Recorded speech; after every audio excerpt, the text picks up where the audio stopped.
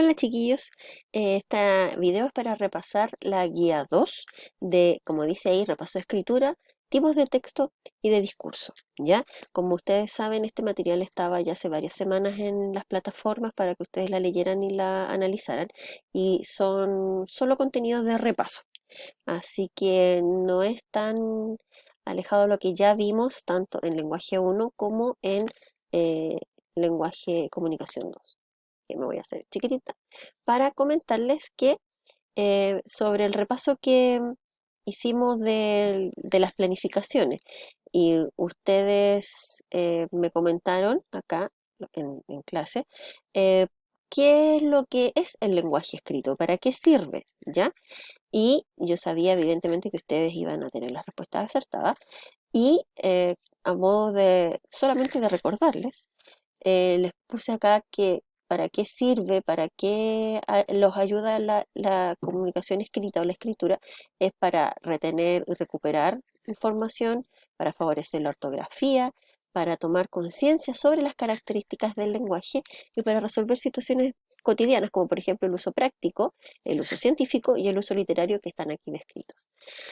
Por otro lado, la comunicación escrita también tiene una doble función porque por un lado nos ayuda a interactuar con otras personas, función comunicativa, y a expresar conocimientos o ideas o sentimientos, y ahí cumple la función representativa.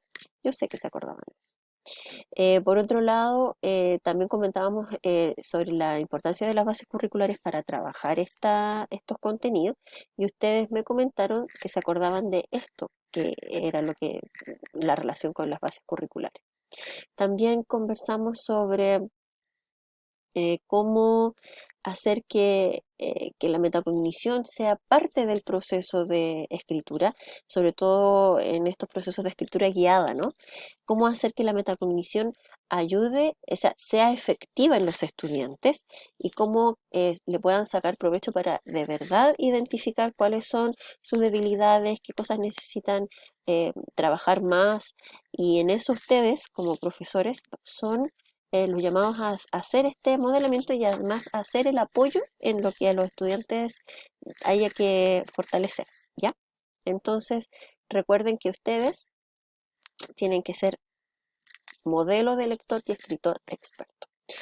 Entonces yo después les comentaba sobre las actividades de escritura en el aula y ustedes me recordaron que existen los momentos de la clase, los momentos de la lectura y además tipos de actividades de escritura. Y ahí se recordaron que existe la escritura libre y la escritura guiada. Sin embargo, sobre las actividades de escritura, yo les comentaba que las actividades mínimo deben tener un tiempo de 15 minutos hasta el bloque de clases. Evidentemente, si es una escritura guiada, como tiene partes, una cuestión de procesos, necesita que sea de todo el bloque de la clase. ¿Ya? Incluso puede ocupar dos o más bloques, más clases, porque necesita que se le dé el tiempo que corresponde para poder trabajarlo de manera apropiada. Ahora, ¿cómo trabajarlo? Por ejemplo, hay algunas características como el grupo de alumnos, el tipo de actividad, ¿ya? Eh, yo después les preguntaba por qué ustedes creían que es importante enseñar a escribir, ¿ya? Cualquier tipo de texto. Pero sin lugar a dudas, aparte de la opinión que ustedes puedan tener, no debemos olvidar que es súper importante eh, eh, llevar a los niños a este mundo de la lengua escrita, ¿ya?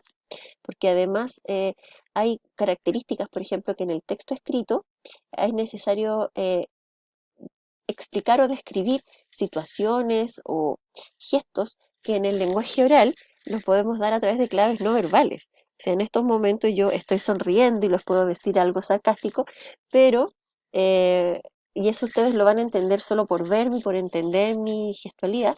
Sin embargo, en un texto escrito eso tendría que ser descrito de manera muy puntual para que se pudiera entender, para que el lector 500 años después pudiera entender eso, ¿ya? Entonces nosotros tenemos que trabajar ordenadamente en lo que es el trabajo de la escritura, ir reflexionando respecto de ciertos puntos y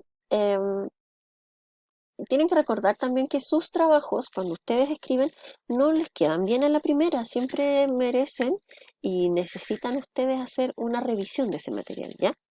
Y por eso es también que yo les dejo aquí los tipos de escritura libre y guiada, con algunas de las pautas, y más adelante, como les comenté en el módulo de escritura, vamos a trabajar escritura libre y escritura guiada como parte con actividades para que ustedes puedan escoger algunas y agregarlas a su secuencia, ¿ya?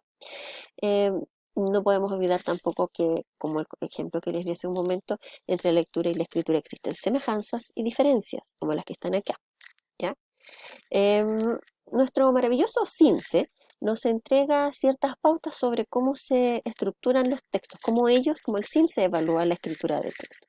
El 2014 nos da un listado, el 2015 nos entrega otro, y en el 2018 se ponen todos estos puntos que deben ser considerados para la evaluación. Y en ese sentido, el que más llama la atención es este.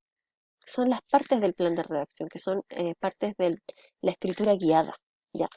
Pero no se olviden, miren, algo súper importante, debe estar basado en un estímulo y una cuestión práctica, que es que debe contar con un espacio, una hojita para que escriban, pero además otra hojita para que hagan el borrador, ¿ya? Y además, por ejemplo, el propósito comunicativo, que esos criterios de corrección se declaran acá, ¿ya? La organización textual, no sé, la ortografía, ¿ya? Además de las partes del plan de redacción. Ahora, eh, pasando a la respuesta, ustedes cada uno va a tener sus respuestas en su guía, porque todos hicieron la guía. Y voy a pasar a esta parte, que es las características del texto, de los textos en general. De un texto bien hecho debería tener coherencia, cohesión, gramaticalidad y adecuación. Esto lo vimos en el año pasado, en la asignatura de Lenguaje y Comunicación 2. Fue uno de los primeros temas, por si acaso aún tienen dudas respecto, me los puedan comentar, pero quienes quieran también lo pueden ir a revisar en sus guías del semestre pasado. ¿Ya? En todo caso, como les digo, ustedes pueden volver a hacerme preguntas sobre el tema y lo volvemos a comentar en otra clase. Eh, y aquí comienza una de las partes más complejas de esta guía, que es la que genera más confusión en la mayoría, que son los tipos de texto, los géneros discursivos y los tipos de discurso, ¿ya? Vamos a ver primero los tipos de texto. Tenemos los dos más conocidos, que son los literarios y los no literarios, con algunos ejemplos como están ahí, pero además tenemos una nueva tipología que son los textos multimodales, que tienen relación con estos que combinan dos o más sistemas semióticos o modos, ¿ya? Por eso es multimodal. Y aquí se nombran los 5 sistemas semióticos. Este contenido lo vimos en lenguaje 1, por si acaso. No es nuevo, no le estoy pasando contenido nuevo. Y ahí están los tipos de texto. Ahora vamos a ver los géneros discursivos. Estos son textos que fácilmente vamos a reconocer por su estructura, contenido, por ejemplo, por su estructura, por su estilo, por su función. Por ejemplo, la fábula tiene una estructura, tiene un estilo, una función, una temática que es distinta a la de la noticia. Incluso creo que varias veces les di el ejemplo de la noticia que tiene el título, baja de título, los párrafos de una fotito, ¿cierto? Esa es su estructura, tiene una función que es comunicar o informar sobre cierta situación, el estilo, que es un estilo de redacción, y una temática. Por ejemplo, perritos se fugaron de no sé qué, ¿ya? Eh, y otra clasificación son los tipos de discurso, ¿ya? Y los tipos de discurso podemos reconocerlos de acuerdo a ciertas características, que son las que están acá. Los números de intervinientes, la función, la intención estética, la relación con la realidad y la diagramación, ¿ya? Sin embargo, aquí se mencionan algunos y yo se los describo aquí porque cada uno de estos tipos de discurso tiene sus propias características. Por ejemplo, yo agregué aquí el diálogo.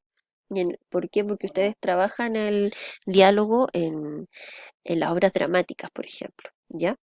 Entonces por eso les pongo las características del diálogo.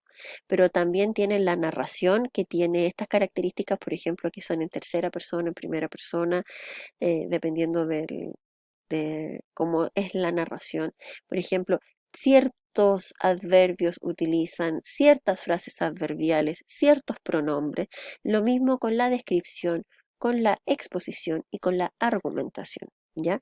Esta materia la vimos el semestre pasado en lenguaje 2. Por si acaso tienen dudas, pueden volver a revisar esa guía y evidentemente, como ya les comenté, me lo pueden hacer en la clase cuando volvamos a hacer un repaso de esto. Una compañera me pidió que le hiciera un resumen para que pudiéramos visualizar este contenido, ¿ya?